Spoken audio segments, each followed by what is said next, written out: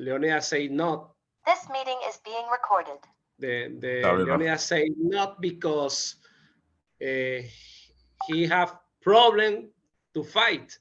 He need a good warrior. He need a good person for fight. He feel como se diría, he feel betrayed, and after that he betrayed them. It's a icon to the bad action because he know a secret road. I think for that reason, the Spartan lost the warrior, lost the war. They lost that battle. Yes, that's true. It's a good point with the one you made, Rafa. There was like this circle that was being closed with betrayals. You betray me, I betray you. That's it. Yeah. Basically. Luna? Eye for eye. An eye for an eye. True. No, I just wanted to say that Leonidas, he said that he told him that he wouldn't be able to raise the shield, and that would like break the, well, that part of the movie that I was really impressed by. I don't know if this is Spanglish. It's not, you were impressed by it. Impressed by their technique or strategy. It was like boom, and I don't know, with the arrows, and they were moving forwards. I don't know, that was impressive.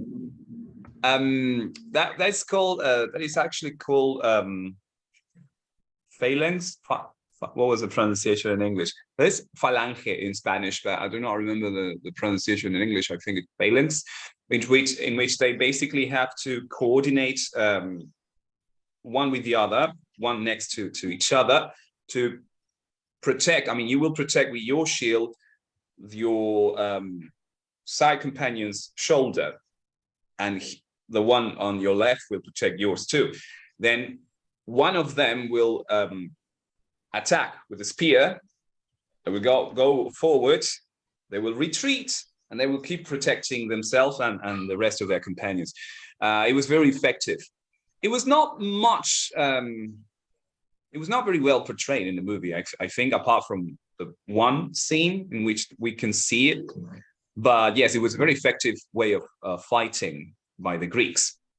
And the one that actually made it famous all around the world, basically Europe and Asia, was Alexander the Great, because I mean he had this Greek culture in him. So when he went to Persia actually and fought them and defeated them, he used the same system, same battling system. Julie? Yeah. I was trying to remember the line "May you live forever," but I honestly don't. But I suppose I remember the scene sort of. Cualquier cosa, pregúntame. But it wasn't like he didn't mean it in a way that it was like, may you live forever, I don't care if you live or die. It was like, you can't fight with us, but may you have a long life. Actually, yeah, he said, does anybody remember this moment in which Leonidas says, may you live forever, Rafa? No? No, I don't. Luna doesn't. Rafa don't. Luis, Lucas, do you remember that scene in the movie? No, I forget. No, the son of the mystery. No. Luis? I think you said no. You're muted, but it's okay. It's okay. It's in this moment which actually when we get to see Ephialtes dressed like a Persian, and he comes forward and tells and talks to Leonidas and says, Leonidas, I beg of you, please surrender. Accept Xerxes as your king and blah blah. They will spare your life. Blah blah blah blah blah. And that's when Leonidas says, may you live forever, Ephialtes, basically meaning you will live forever. May you have a long life, an everlasting life, like Julie said, because that means that you will not fight, that you will not die in battle, and I will. And like Rafa was saying at the very beginning, they have this idea very, very similar to the idea that the Vikings had, that dying in battle was the best thing that they could have. I mean, that was heaven for them. That Valhalla that the Vikings had, well, the Spartans also believed in that. I don't know if they had a name for it, but their goal was to die in battle. Otherwise, you failed in life, basically. May you live forever, Ephialtes, the traitor. Rafa, Julie, Luna, yeah? No, may you live forever. No, I don't know for why Leonidas say that. No, I don't know. Ah, okay. Well, I just said it, but it's all right. It's all right. Well, he basically meant, Rafa, like, you will have a long life. Why? Because you will not die in battle. I will die in battle today, now, against the Persians. So may you live forever. Like a Vikings. Exactly. That's exactly what I was saying. Like the Vikings. Very well. Like the Vikings. Yeah, That makes like sense. the Valhalla. It's an honor for there is an honor die in battle. Exactly. Yeah. Yes, I was thinking of that scene where when I'm with her, when his wife, she said something like, bring your shield or on it, something like that. Because it wasn't, they said that it was an honorable death. An honor? Okay, something like that. An honorable death. An honorable death. With your shield or on it. Very well. Let's move on to our next question, second to last question, I think. And it's related to women. We kind of spoke about this. Sorry. I have one question. Who is the name of the actress of the bad woman in the movie? Lena something, I think. Lena Headey, yes. Okay. She's the actress. She's the same actress for Game of Thrones. Cersei. Actually, she's Cersei. Yeah, Cersei. Yeah. Oh. Okay. Cersei. Yeah, she's Cersei. I mean, she looks very different, all blonde, and obviously, Game of Thrones was a couple of years later, like 5 years later, I think, 2011. But yeah, that's Lena Headey. I have to be honest with you, the picture I used for the background does not belong to the movie. This is from the second movie, from the 300 Rise of an Empire, in which she appears again, being Queen Gorgo. But I mean, it was all the same, I suppose. What role do women seem to have in Sparta, Julie? How important are women in Sparta?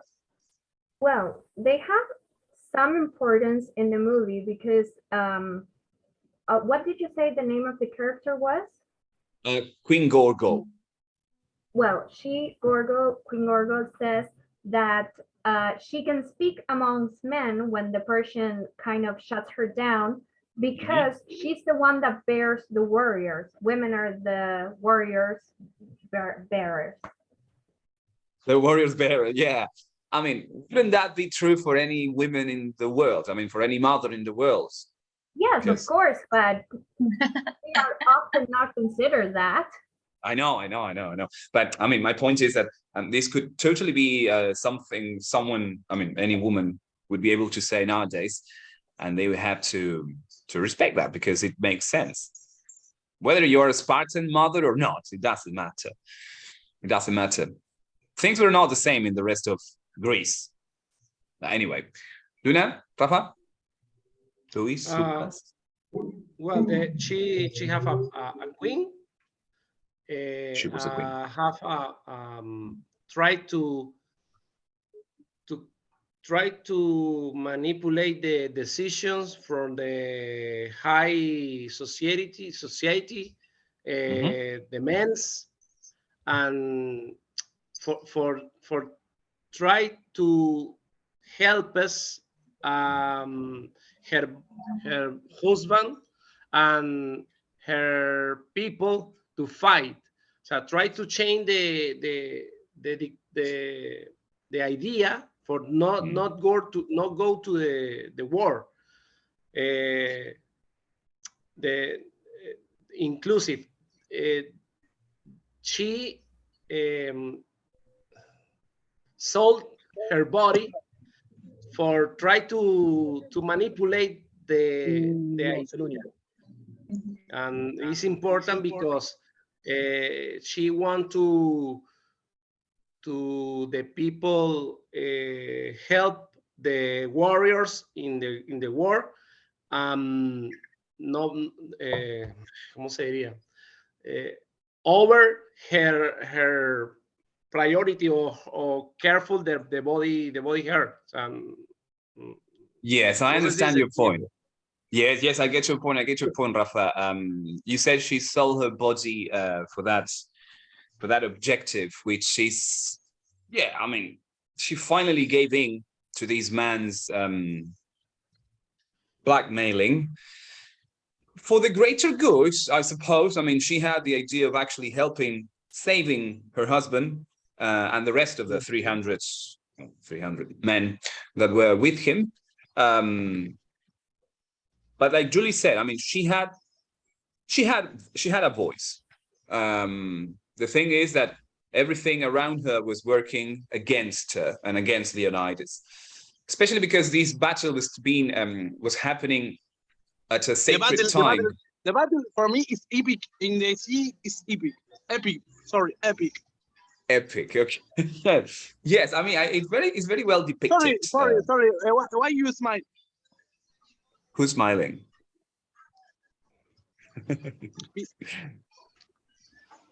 I don't know. All right, thank you, Lucas. Thank you. That was weird. Anyway, I was saying the battle was very well depicted. Yes, I agree with you. And what about? Let's pass on to the next question. What about the rest of Greece? How were women regarded in the rest of Greece? We kind of spoke about this. Well, women obviously didn't have as much of a voice and were not as respected. Like you said, there was a hierarchy and women were below it. Like they were not respected. And in Sparta, historically, they had a bit more rights than in the rest of Greece. They could own land, for example. That is not depicted in the movie, but just a fun fact. True. I mean, they definitely had more rights, so to speak, that in the rest of Greece. But still, we're talking about Asia. Rise and care the children. To raise children, to take care of children. Yeah, that was basically the role that women had in the rest of the nations. And life was very difficult for women. I mean, you have to take into account that they couldn't have education, for instance. They couldn't unless they were, they had an important role in politics or society. Education was only for rich people, and that was it. The only ones who were educated were boys, not girls. Yeah. Luna? No, I don't really know about the history of Greek women. But I think that in the movie, she's kind of pictured as a loyal wife, and that type of wife who understands the purpose of her manly husband, and she will support his decision, and she's trying to, I don't know, to stay there in Sparta and try to help him in a kind of way. But I don't know, I know nothing about the real historical rights. But as I was saying before, it's still historical. It's still ancient Greece or ancient history, talking about before the years before Christ. So yeah, the rights for women were far from actually coming.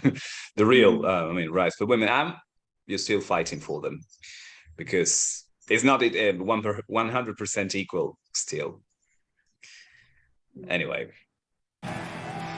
Oh, final question. Yes, I think this was the final question we prepared, and has to do with leadership. We get to see a couple of representatives of leaders from the movie. You got King Xerxes, Leonidas, Queen Gorgo. What was his name from the Arcadians?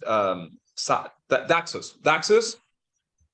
And the captain, the Spartan captain, the one who actually took his son. Well, he didn't take his son, but his son was dead in battle. And well, then he kind of went mad about his death. Are there important lessons in the story as regards leadership? I've thought of this question as a kind of, obviously, speaking about a leader, but as well as if you could see any example of something which is the opposite of being a leader, and that would be something like being a boss. But anyway, before that, let's watch this short clip. Formation, the phalanx formation, in which, and that would be, waiting for them. And once they are being attacked, completely attacked, you would not see any spear. You will just see shields, like a kind of like a turtle. Actually, it was the shape of a turtle, especially for Alexander the Great, but that's another character. Why did I show you this video? Well, because obviously we get an example of a leader, of the main character, basically Leonidas, and his captain next to him. But what can you tell me about these guys and leadership? Are they good examples of leaders? Are they all good examples of leaders?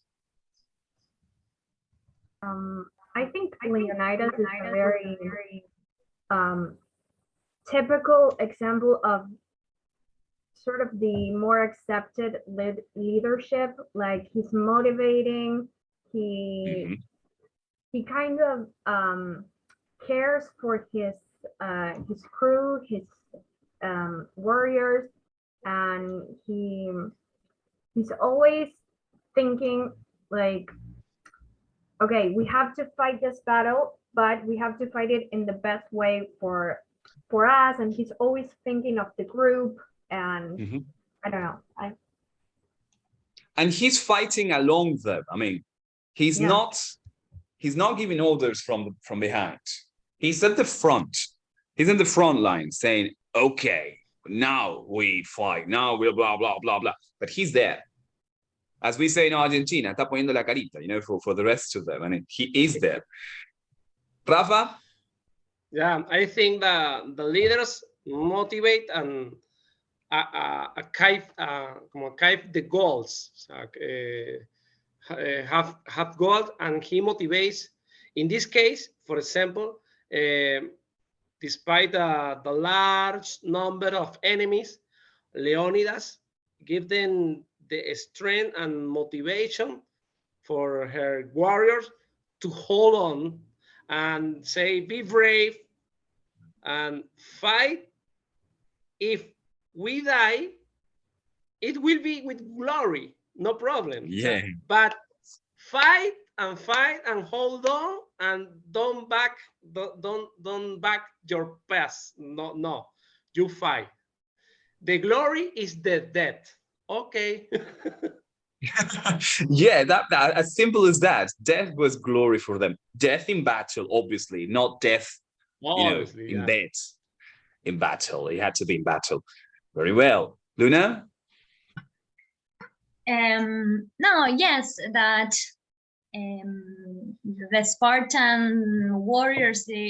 I think that you can get from the movie the the real bond or the bonding from the group. Like they look after each other, they take care of each other, and like they get along. They don't, you can't see like fights between them. It's not part of the problem of the movie. It's like they all get along, and if you're one of them, they're going to help you, to look after you. They depend on each other, right? They trust their companions, their fighting sidemen. Yeah, that's difficult to achieve, especially in a group of, let's say, 300 people. Okay, they are still 300 different personalities. You have to be convinced actually to follow one man into battle and eventually into death, because they all died. Spoiler alert. Never back down. Never back surrender. down.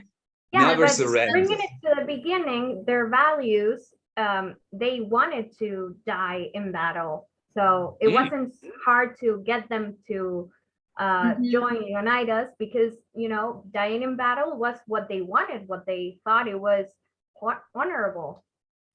That's true. That's true. Actually, they were trained from the very beginning, from their birth, to actually follow the path into death, basically. Yes, and also I think that that kind of extreme nationalism or patriotism, I don't know, that helps a lot in order to be there. And well, I'm going to die for this cause. I'm going to die for my country, for my people. Yeah. That's only achieved when you get this feeling, this sense of nation, and they had it. They had a strong bond to this society, to this culture, to these values. I'm not saying the rest of the Greek nations didn't, but this had something else, which was this testosterone, feeling of battle. Yes, I'm a man, I'm strong, and blah blah blah. I think it's a better way. They were all macho men. They were all macho men, strong men. All right, Lucas, anything you would like to share? Hi. Oh, we got 10 minutes left. We're about to conclude anyway. No, Luis, no Lucas. All right. Hello. Okay. She woke up. All right. Well, that was the last question, guys, and we really appreciate you being here with us for this special last workshop of July. We hope to see you in August. We got 2 movies for this month. Wait. Lucas, your microphone was open. We got 2 movies. One of them is the second part of the trilogy of the Lord of the Rings. It's the 2 Towers. So if you want to be part of it, and the following will be one of my favorite Pixar movies, which is WALL-E. So if you want to be part of them, be quiet. You are very welcome to do so. Thank you, Luna. This was your first workshop. I hope you have enjoyed it. Yes, very much. Well, thank you. Thank you very much, Mati. Thank you, Rafa. It was your second participation. You did great. Thank you very much, Julie. I love it. Well, I love it. This workshop. Nice. It was really great. Thank you, Julie. Thank you very much, Luis. Thank you, Luna. Thank you Thank very you, much. Julie. I don't know if I hope you can. Matias, no? Matias, no? Thank you, Lucas. You mute my mic. Yes, because we could listen to people buying or whatever. Okay, sorry, it's in my work. Sorry. Yes, I know. Thank you, Lucas. Thank you, Luis. Bye. I don't know why you smile. Because we are happy people. Bye, Lucas. Bye, guys. Bye-bye. Bye-bye. Bye.